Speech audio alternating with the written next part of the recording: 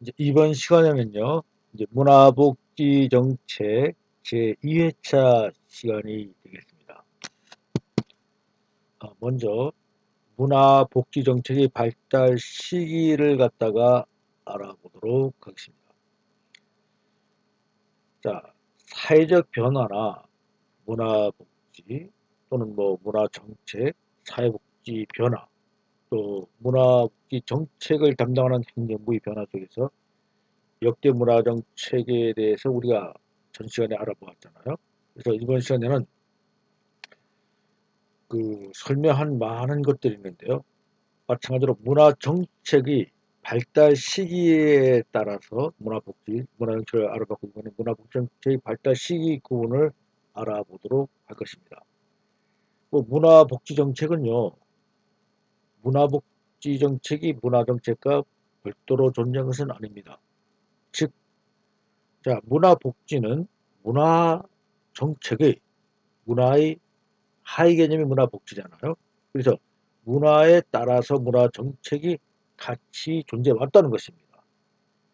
그래서 사회 변화 속에서 문화 정책 그 틀 내에서 서서히 형성되어서 독자적인 구조로 나가는 것이 문화복지 정책이다. 이렇게 이해하시면 될 것입니다. 자, 지금까지 문화복지 정책 발전을 통해서 보면요. 문화복지 정책 발달 시기를 구분한 학자는 사실은 없었죠.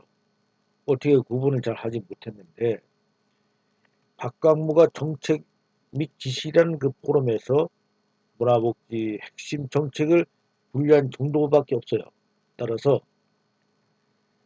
문화복지 정책의 내용과 박광무가 분류한 내용을 분석해서 문화복지 정책을 시기별로 분류해 보려고 하는 것입니다.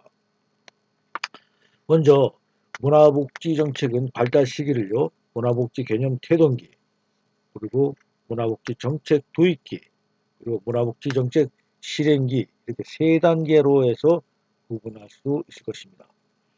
자, 첫 번째 단계는요. 전두환 정부가 노태운 정부죠. 그렇죠. 문화복지 개념 태동기인데요.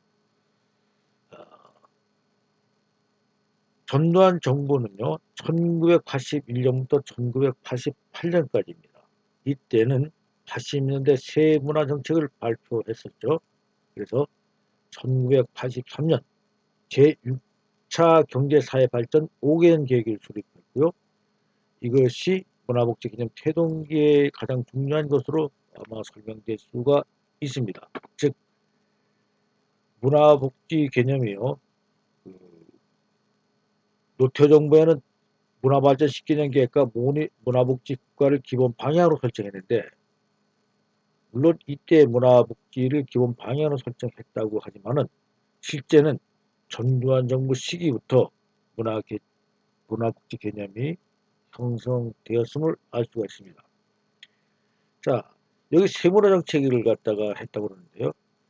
여기에는 문화적 복지 구현을 정책 목표로 해가지고요. 이거를 문화적 혜택의 복지를 분배의 정책 기조로 삼는 것은 전전 정부와는 다르게 문화 정책을 바라보고 있다는 것을 알 수 있고요. 문화 정책 안에서 복지적 요소를 발견한 것입니다. 즉 지난번에 이제 제가 문화복지 개념에 대해서 설명할 때 이 내용을 좀 설명드렸는데요. 자, 이 시기의 혜택과 분배와 같은 사회복지 용어를 사용한 것도 문화복지 개념이 이 시기부터 형성되었음을 알 수가 있는 것이죠. 노태우 정부에 와서는요. 문화적 복지는 문화복지로 문화복지 국가로 확정되어 있는데 문화복지는 문화복지 국가에서 실행하는 것으로서 여기에는 복지, 화합, 민족 이런 개방 또 통일 같은 거 들어갈 수 있죠. 5가지 문화의 틀을 구축해가지고 이를 구축하는 것을 일반 국민과 그러니까 우리 나라 국민들이 또 소외계층의 문화적 상위성과 문화욕구를 추진하는 것 이상 등 매우 포괄적인 개념으로 설명하고 있습니다. 이 시기에 민주화 경제적 안정으로서 국민의 문화적 욕구가 증가되었어요. 문화복지 국가의 개념으로 문화복지구역으로 확정되었었죠. 그래서 문화향수권 및 참여권이 신장하기 위한 문화공간을 갖다 확정했죠. 특히 전두환 시대 때 이런 것을 말했는데요. 그 다음에 지역문화 활성화 정책, 문화 프로그램 등이 전개된 것은 문화복지 개념이 형성되고 또 문화복지 정책이 도입될 수 있는 밑작업이 이루어진 시기다. 그래서 문화복지 개념 태동기로 볼 수 있다는 것입니다. 자, 두 번째 단계는요. 문화복지 정책 도입기입니다. 이는 김영삼 정부 시기인 1993년도부터 1998년까지입니다. 자, 김영삼 정부는요. 1996년을 문화복지 원년으로 선포하고 있는데요. 왜냐면요. 문화복지 중장기 실천 계획 발표를 1996년에 발표했고요. 이 시기에 이 문화복지 기본 구상이 수립되었다고 우리가 설명될 수 있을 것입니다. 그래서 문화복지 정책이 세부 내용이 수립되고요. 수립된 내용을 수행해 나간 정부 때 김영삼 정부 때는 문화복지 정책이 형성되고 문화복지 정책이 도입된 시기로 보는 것이 아마 타당하다고 하겠습니다. 김영삼 정부는요. 대통령 취임사에서 이야기할 때 문화의 삶이라는 용어를 썼고요. 그래서 인간의 품위가 존중되는 나라를 언급하면서 문화의 중요성을 강조했습니다. 이와 함께 1996년도에 세계화가 진전됨에 따라서 이것과 함께 문화 권리를 국민의 기본권으로 인식하고 문화복지 정책을 중요한 목표로 삼았던 것입니다. 그래서 문화복지 중장기 실천 계획을 마련하고요. 문화, 예술 및 복지, 그리고 일반 체육, 청소년 여가 및 관광 부문의 계획을 수립하고 추진 전략과 함께 문화복지 공간 확충, 그리고 문화도시 및 문화의 거리를 지적했고요. 이때 순회문화 프로그램을 확대해서 문화 향유를 통한 취약계층을 위한 시설 확충 등이 전개됩니다. 그리고 이런 문화복지 체계 마련은 김영삼 정부 이후 계속 도입해 나가는데요. 이제 그 위를 보면 세 번째 단계는요. 문화복지 실행기로 설명할 수 있을 것입니다. 이는 노무현 정부, 이명박 정부, 박근혜 정부를 갖다가 이제 동떨어서 얘기할 수 있는데요. 자, 우선 그 김대중 정부 때는요. 김대중 정부는요. 그 창의적 복지국가, 국민정부 최문화적 창의적인 문화복지국가를 정책 목표로 삼았었죠. 그리고 문화자원봉사와 문화예술 교육 프로그램을 신설한 것이 특징이고 있을 수 있고요. 그 다음에 이제 노무현 정부죠. 노무현 정부 있죠. 노무현 정부는 참여복지 5개년 계획을 수립했는데요. 여기에는 사회복지 하위 영역으로 문화복지를 언급하고 있습니다. 그리고 문화향수 및 참여계약제를 통한 복지를 구현하겠다는 것을 표방했고, 그리고 문화복지 정책 대상으로는 사회적 취약계층으로 한정을 했습니다. 자, 노무현 정부 때는 이 참여복지 5개년 계획 속에서 우선 문화복지, 사회복지 하위 영역에 두는 것을 갖다 삼았는데요. 이것은 옳으냐 그르냐를 떠나서 그래서 제가 판단하는 것은 이것은 좀 잘못된 그런 관점으로 나온 것이 아니냐 이렇게 저는 보고 있어요. 그리고요. 이명박 정부 때는 문화복지를 증진하겠다는 그 정책을 갖다가 강력하게 시행했고 문화복지 정책의 6대 추진 방향을 설정해서 시행하게 됩니다. 그리고 박근혜 정부는 국정기조를 문화융성 또는 문화가 1년 3을 얘기했죠. 그래서 문화융성위원회를 만들어서 시행했고요. 이때 2013년도 12월에 문화기본법을 통과시켰고 또 지역문화진흥법까지 제정됨으로 해서 이제 문화복지가 문화기본법 안에서 법제상으로의 지위를 갖게 되는 특징을 갖게 된 것입니다. 자, 이제 요 내용을 갖다가 조금 더 좀 설명해 보면요. 김대중 정부는 그 문화 자원봉사나 문화예술 프로그램을 실천했지만 이 시기에 진행되어 온 것은요. 대개 김영삼 정부 때 수립된 문화복지 정책을 그대로 이행했다고 보면 되고요. 노무현 정부 시기에는 문화복지 정책 대상을 유의적 취약계층으로 축소해서 문화 바우처 사업동 정책으로 정책을 펼쳐나갔고요. 이명박 정부는 능동적 복지를 갖다가 담론을 했죠. 그래서 문화복지 정책을 적극적이고 보편적인 정책으로 규정하고 있지만 이 시기의 문화정책은 뭐 다른 위에 있는 다른 사람들과 문화복지 정책이 뭐 크게 바뀐 것은 없었습니다. 또 김대중 정부 이후 시기부터 현재까지 문화정책이 진행기로 보는 것이 이것은 타당한 것이고요.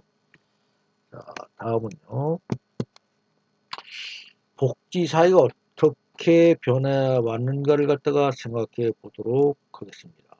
자, 왼쪽에는 이제 행복지수가 이제 제로부터 이제 올라갈 것이고요. 오른쪽은 향유 수자 수를 갖다가 나타나는 것입니다. 자, 선별적 복지라고 하는 것은 우선 복지를 누구부터 한다고 제가 지난번에 설명드렸죠? 제일 먼저 가족이 책임지는 거예요. 그리고 가족이 책임진 것을 갖다가 이제 조금 더 평온되면은 사회가 책임지고 국가가 책임지는 것을 나오는데 선별적 자녀적 복지라고 하죠. 자녀적 복지가 그런 건데 선별적 복지라고 하는 것은 국민 전체를 대상으로 하는 것이 아니라 사회적인 취약계층을 우선적으로 선별해서 먼저 지원해 주는 것이죠. 그래서 이것은 행복지수가 대상화 사업에 따라서 높을 수가 별로 없죠. 그리고 향유하는 수요자도 굉장히 소수일 수밖에 없습니다. 많은 것을 누리지 못하는데요. 이제 보편적 사회복지가 되면서 보다 더 많은 인원이 행복을 느끼고 복지 사회를 갖다가 향유해 나갈 수 있는 그런 사회가 되는 것입니다. 그리고 문화복지는 행복지수나 향유 소유자를 갖다가 최대한으로 끌어들이는 그런 변화 과정을 보입니다. 그래서 이제 복지 발전 과정은 선별적 사회복지에서 보편적 사회복지로, 보편적 사회복지에서는 이제 문화복지로 이렇게 점차 확대해 나가는 것입니다.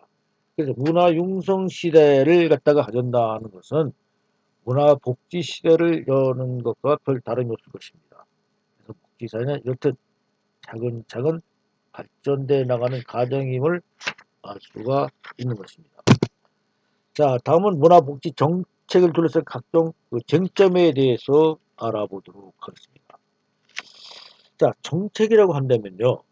정부가 수립하는 공공정책이라는 측면에서 정의할 수가 있죠.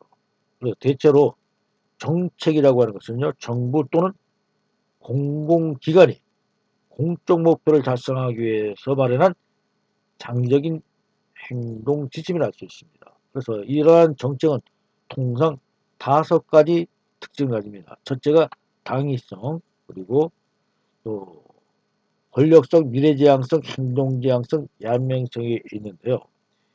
여기에 당위성이라고 했습니다. 정책은 당연히 마땅히 있어야 한다는 것이죠. 그리고요, 이는 바람직 같은 것을 찾아가지고 구현하는 당위적 의도를 갖게 된다는 뜻이고요. 권력성이라고 하는 것은 권력성은요. 공공정책은 그 행정의 주체가 정부나 또는 공공기관이기 때문에 정책을 수립하고 집행하는 과정에서 합법적인 강제력을 수반하는 권위가 부여된다는 것이죠. 따라서 이 정부가 또는 정부기관이 결정이나 방침에 따르지 않을 때는 벌금이나 뭐 제재를 하기도 하고요. 또 감금, 규제, 제한 등의 조치를 받게 되는 그 권력을 발휘하게 되는 것이죠. 다음에 이제 미래지향적이라는 것입니다. 정책은 미래에 바람직한 사회 목표를 하는 것이지 결코 당면한 현재 문제만을 급급해서 해결하는 것이 아니라는 것입니다. 넷째는 행동 지향성입니다. 이 정책은요, 장래 바람직한 상태를 유지하기 위해서 의도적인 행동인 것입니다. 이 행동에는요, 의도적으로 정책을 말하지 않겠다는 의사결정도 포함되는 것이죠. 다음에는 양면성이 있는데요. 양면성은 정책은 국민들에게 서로 상반되는 영향을 미침에 따라서요, 정책에 따라서는 그로부터 혜택을 받는 국민들이 있는가 하면은 반대로 손해를 보는 사람도 있다는 것입니다. 그래서 양면성인 것이에요. 정책은 이렇게 당위성, 권력성, 미래 지향성, 그리고 행동 지향성, 양면성을 가는 이러한 정책을 갖게 된다는 것입니다. 그래서 아까 제가 설명드릴 때요. 자, 정책은 공공정책이라는 측면에서 우리가 생각해 봐야 되고 고려한다고 얘기했잖아요. 그래서 이것은 그 공공정책이라고 하는 것은요. 그야말로 공적 목표를 달성하기 위한 장기적인 행동 지침을 얘기하는 것인데요. 그 공공정책에 대해서 조금 더 세부적으로 알아보겠습니다. 공공정책은요. 이와 같이 정책을 추진하는 주체의 방점을 두어서 하위 개념한 것으로 앤더슨이라는 분이요. 공공정책을 정부라는 행위자 또는 행위자 집단에 의해서 추진될 목적 지향적인 행동 경로로 정의를 하고 있습니다. 그래서 공공정책은 기능에 따라서 문화정책, 경제정책, 교통정책, 통일정책, 외교정책 이렇게 5가지로 분류가 될 수 있어요. 또한 정책의 성격에 따라서 분배정책과 규제정책, 재분배정책 등으로 분류하게 됩니다. 물론 문화복지정책 역시요. 문화정책이나 문화복지정책 역시 위와 같은 정책의 성격 5가지 성격을 갖고 있다는 것 점에서는 정책을 수립하고 집행하는 과정에서 당위성과 권력성을 이 2가지가 작동하게 되죠. 또한 바람직한 것을 구현하는 정책 수립관에서 미래 지향성이나 행동 지향성이 작용하게 되는 것이고요. 이와 같은 결제 집행 과정에서는 사회 구성원이 큰 영향을 받게 되는데 여기에서도요. 양면성을 갖다가 모두 갖게 되겠죠. 그래서 지향성과 양면성 등이 영향을 받게 된다는 것입니다. 자, 다음은요. 그러면 문화복지는 도대체 어떠한 방향으로 나가느냐, 어떤 정책의 지향성을 갖느냐 하는 것을 알아보도록 하겠습니다. 자, 서구의 선진 나라들은요. 문화정책과 우리나라 문화정책 등에서 같이 한번 생각해 보는 그런 시간을 갖도록 하겠습니다. 그래서 여기에서 중요한 것은 문화민주화와 문화민주주의가 됩니다. 이것은 저 다음에도 몇 번 전하겠지만 오늘 조금 더 세부적으로 하겠습니다. 문화민주화는 모든 사람을 위한 문화고 엘리트 중심의 고급 문화라는 것입니다. 그래서요. 조금 더 세부적으로 설명드리면요. 자, 문화민주화는 모든 사람을 위한 문화라고 했고요. 엘리트 중심의 고급 문화라고 했죠. 이러한 것으로 지향해, 즉 나가는 방향을 이런 방향을 나간다는 뜻인데요. 통상적으로 대중문화에 비해서 질적 우수하다고 보는 고급 문화를 누구나 누릴 수 있도록 한다는 뜻입니다. 왜 그렇게 그러면 고급 문화가 대중화되지 못하고 일반 특수층에만 보게 됐을까요? 왜냐하면 고급 문화는 대중문화에 비해서 질적으로 우수하다고 구분되는 거 있고요. 또 돈이 많이 들죠. 그리고 교육 문제와도 관련이 됩니다. 따라서 정부는 시장 구매력의 학용인을 가진 일부 계층만 드리는 고급 문화만을 모든 사람에게 접할 수 있도록 한다는 뜻입니다. 그래서 고급 문화는 정부의 문화 정책에 따라 민주화될 수 있고요. 또 그것은 정부에서만이 가능합니다. 그래서 문화 민주화의 개념 유체는 모든 사람에게 무슨 문화를요? 고급 문화를 제공한다는 것이요. 이러한 민주화의 취지를 실현하기 위해서 대다수 유럽 국가들은 유명 작품 있잖아요. 이거를 손해전 시도하고 또 지역문화센터를 건립해서 그것에서 입장권 가격도 내시고요. 또 여기서 공연을 고급 예술을 공연함으로 해서 예술에 대한 관심 증대와 같은 조치를 실시한 것입니다. 이런 정책은요, 주로 시혜적인 엘리트 관점을 가진 문화주의자에서 주도되었는데요. 또 이러한 정책은 2차 세계대전 이후에 문화 정책을 강화한 서구 여러 나라에서 찾아볼 수 있는 현상이기도 합니다. 자, 다음은 문화민주주의에 대해 설명을 하겠습니다. 자, 문화민주화가 고급 문화로 보는 장르 중심 문화정책이 근본적이라는 것은 여러분들한테 설명했는데요. 자, 이러한 것들을 지각한 유럽 국가들이 1970년대와 80년대에 들어서서 이러한 실제로 즐기는 문화를 지원하는 방향으로 문화정책을 모색하게 되었는데요.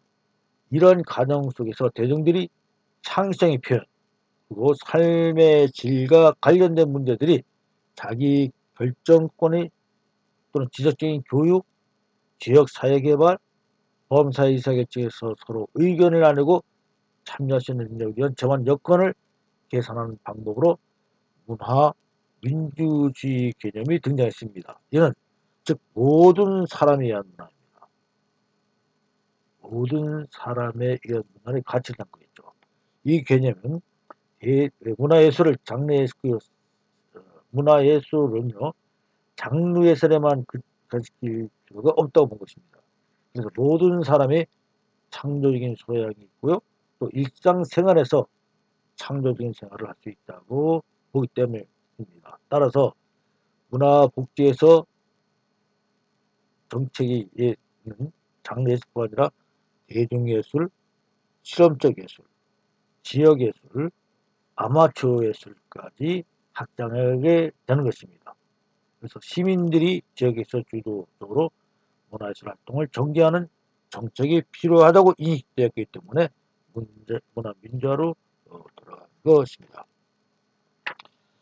자, 그리고 이제 문화민주화 관점에서 문화정책은요, 자, 문화민주화와 문화민주주의에 관한 구분을 갖다가 좀 설명해 드린다면요.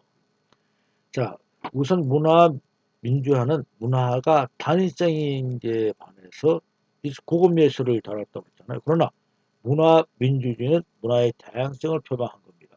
아까 조금 전에 설명드렸듯이 대중예술, 실험적인 예술, 지역예술, 아마추어 예술 등이 있고요.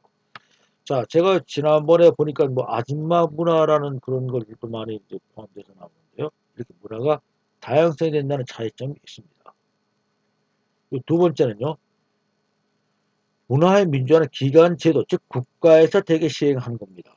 고급 문화를 지방에까지 나누어주는 모든 사람을 위한 문화이기 때문에 이건 국가 제도의 중심이었음에 반해서 문화 민주주의는 비공식 또는 비전문가의 조직에 의해서 이루어지고요.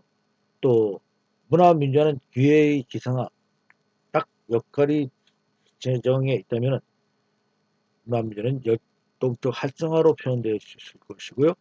문화 민주화는 구조 중심에 반해서 문화 민주주의는 활동 중심인 것입니다. 그 가장 큰 특징이 될 거예요. 문화 민주화는 전문가 중심입니다.